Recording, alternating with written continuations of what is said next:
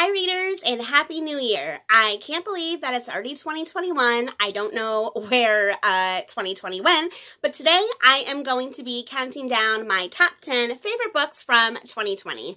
And of course, I am not saying that these books are the best books of the year. They're just my personal favorites. In case you don't know me, my name is Chris. I do book reviews, book box unboxings, and all sorts of bookish stuff. I also have some little friends running around over here who may or may not make an appearance at some point during my video.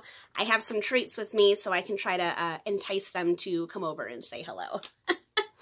So anyway, it was very hard to come up with this list because, you know, I think I probably read about 60 books in 2020, and most of them I really liked. So it was hard to pick out just 10 to be my favorite, but I think my favorite books just have that little something extra that's kind of unexplainable. Like, you know that feeling you have when you get to the end of a good book and you're just like, that was such a good book. So all the books on my top 10 list are the ones that gave me that feeling. So that's the point, I guess. All these books made me feel something. Joy, laughter, shock, etc., etc.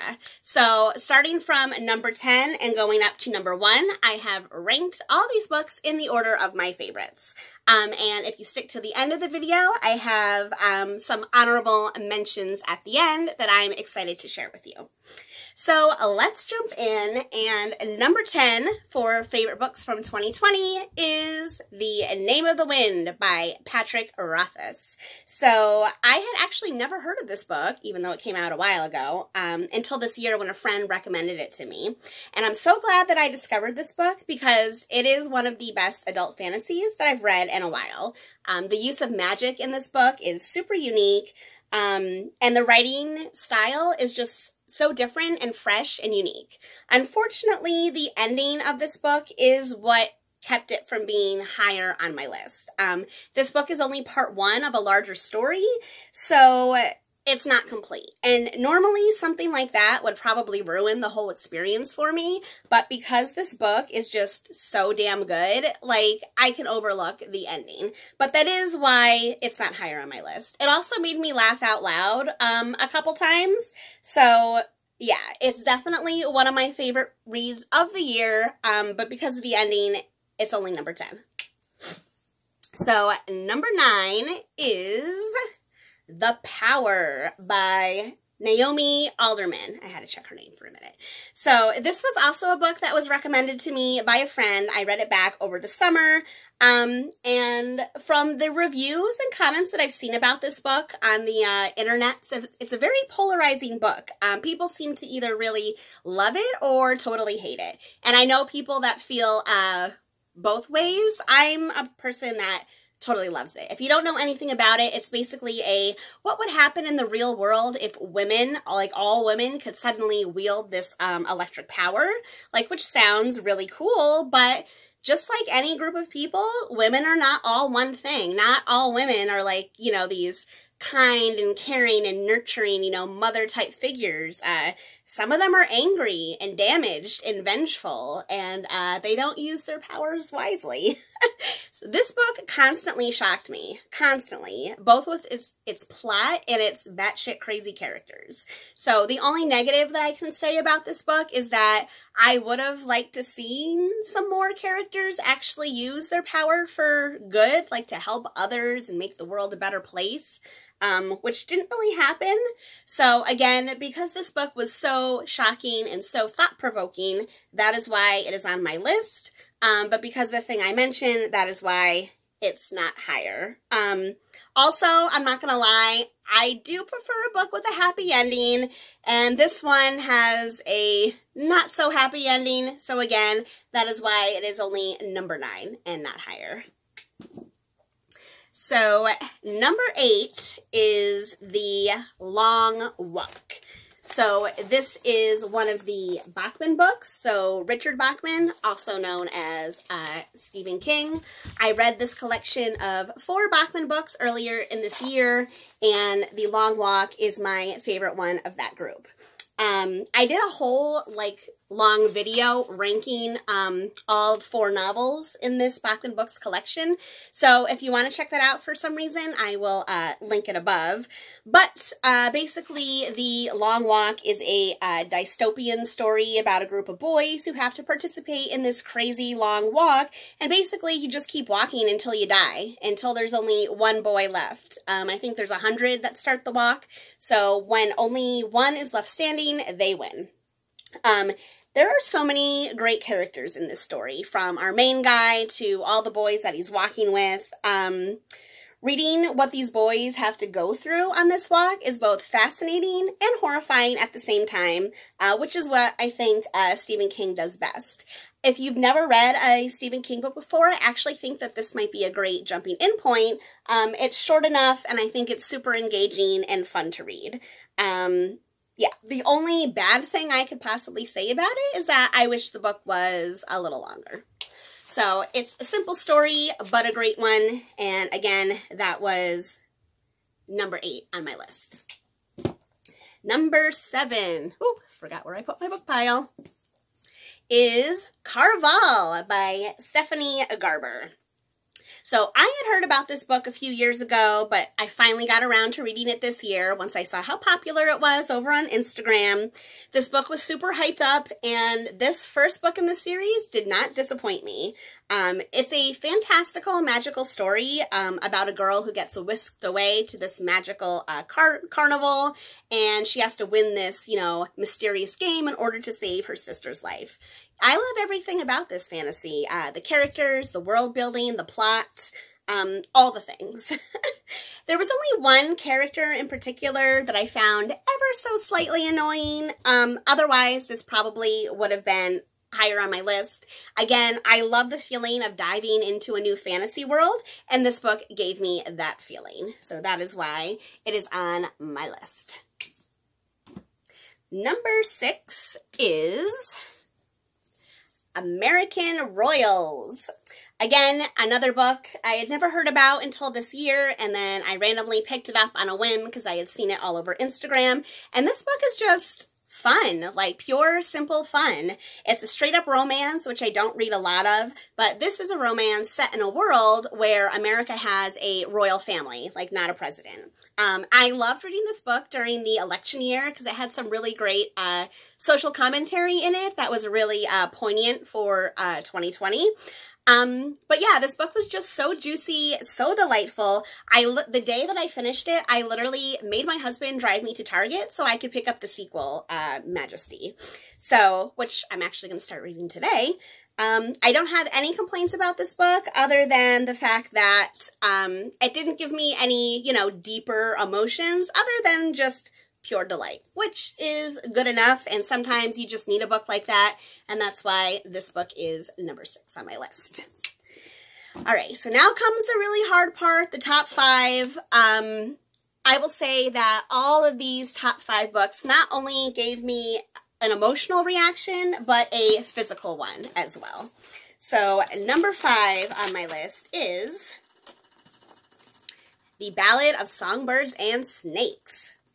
I absolutely love The Hunger Games. Like, it's one of my top 5 fandoms of all time. So this book could have been complete crap, and I still would have loved it. But I don't think this book is complete crap at all. Do I think it's perfect? No. Did I have some issues with it? Yes. But overall, I absolutely loved returning to this world, the world of Pan Am, and I loved seeing President Snow in his younger years and seeing what the Capitol is like before it became the Capitol that we know and love in the current Hunger Games story. And there was one scene in particular in this book that literally gave me chills, like made the hair on my arm stand up on end. And for that alone, this book belongs on my list. Like I said, all of my top 5s gave me a physical reaction, which is rare. Again, I want to say I did have a few issues. The fact that, like, none of the young kids were really against the Hunger Games, which seems horrible. So yeah, so the book isn't higher on my list for that reason, but I absolutely loved it. Yeah, I absolutely loved it. All right, number 4 is The King of Crows.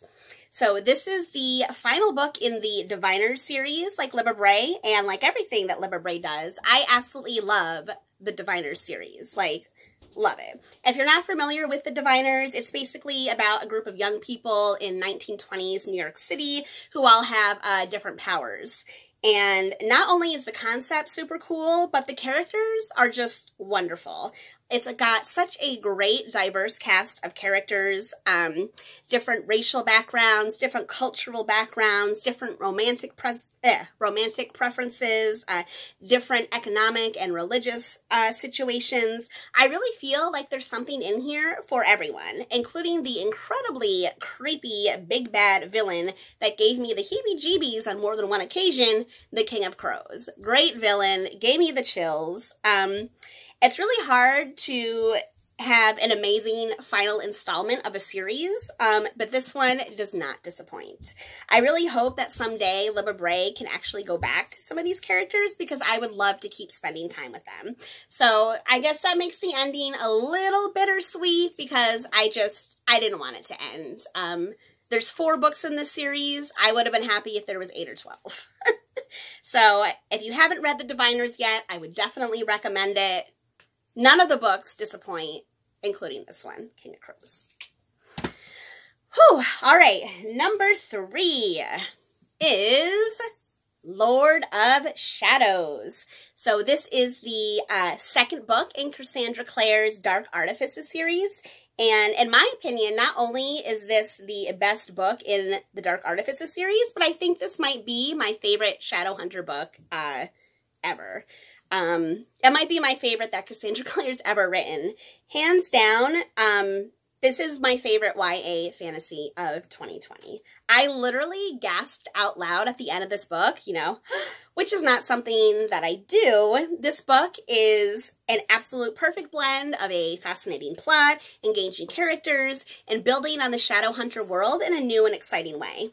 This book is everything that a YA fantasy book should be, and this book actually changed the way that I feel about, like, the Shadowhunter world, and it's definitely moved closer to being one of my, lost my train of thought for a minute. But what I'm trying to say is that because of this book, the whole Shadowhunters series is becoming like one of my favorite series of all time. Like, I used to just, you know, like it. I wouldn't put it up there with like The Hunger Games or Harry Potter. But because of this book, it made it move up. So that's how much I love this book. Oh, are you a fan too? So Meeper says she's also a fan of Shadowhunters. She thinks she is a Shadowhunter because she likes to kick butt and take names, right? Thank you, Meeps. Oh, it's time for a little treat for Meepers. Here you go. You can't have the whole bag. Just take this one. Thank you. All right, and now for the really hard part, number 1 and 2. So I really did keep going back and forth because one of these books I read very recently and one of these books I read back in the beginning of 2020. So I had to really take a step back and be like, okay, you know, try to put my recency bias aside. Recency, you know, the one I read most recently. So my number 2 favorite book of 2020 was To Sleep in a Sea of Stars by Christopher Paolini. If you follow me on Instagram, this should be no big surprise because I have been talking about this book in my stories nonstop. It's probably one of my favorite science fiction books, like, ever. I literally loved everything about it. If you're not familiar with the story, real quick, it's about a young woman who finds an alien artifact, which inadvertently, like, starts this huge intergalactic war and sends her across space to try and stop this war. I know that someone else said this somewhere on Instagram, but I don't remember who it was. But it's basically like Alien meets Firefly. So I literally laughed out loud reading this book multiple times. I literally cried, not once, but twice. I definitely gasped a few times. And I might have even cheered at one point. I don't remember. That could have been in my head. I'm not sure. To me, the best stories have a little bit of everything. Action, romance, humor, heart. And this book has it all. It's an amazing cast of characters. It's action-packed. It's got a fast-moving plot. And it also has some really deep and moving messages about life, hope, the power of forgiveness. I mean, really, really, really good stuff. it has so many layers. I can't say enough about it. I think I actually want to do a deep dive because 800 plus pages, there's a lot of material in here to talk about. So I might get to that sometime this year. All right, which finally brings me to my number one. Because at the end of the day, in my deepest heart of hearts, I had to go with what I love most in the whole world, my favorite genre, which is fantasy. So that's why my favorite book that I read this year is Starless by Jacqueline Carey. To me, this book is perfect. There is not one word out of place. Perfect. It's everything that I just said about To Sleep in a Sea of Stars, but because there's magic and gods and princesses and pirates, it just makes it the teeny tiniest bit better for me because I'm a fantasy lover. I don't want to give any spoilers away, but again, the cast of characters here have some really amazing, great, and unique nuances that make them different from any other fantasy that I've ever read. It's a standalone fantasy book, which again is like rare. Most books are series nowadays, so that again is something that makes it amazing. As a standalone, it's amazing. It has the perfect ending that is beautiful and satisfying. So you're not left wanting more. You're satisfied with what you got. Good books always leave you wanting more, but great books leave you happy and satisfied with the journey that you had, and that is this book. This book is a journey across so many magical lands. When I finished this book, I think my comment was, wow, that was perfect.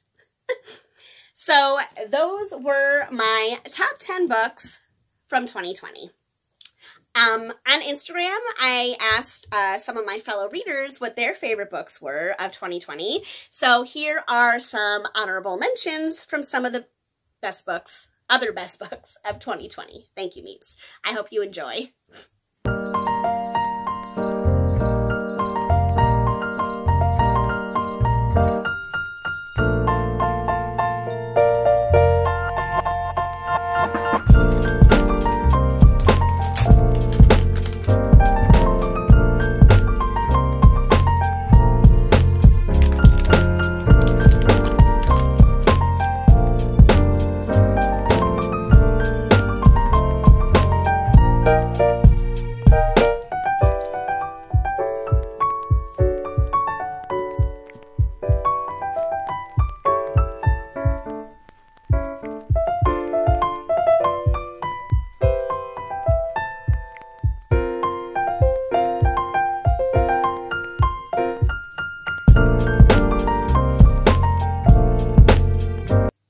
So as always, I hope you guys liked this video. If you did, please give it a thumbs up. If you like these types of lists or ranking videos, leave me a comment below and let me know what sort of list or ranking you'd like to see next, so I know to do more of them in 2021. Yeah, that is all I can think of for now. So I hope everyone has a happy and healthy new year. Thanks, guys. Bye.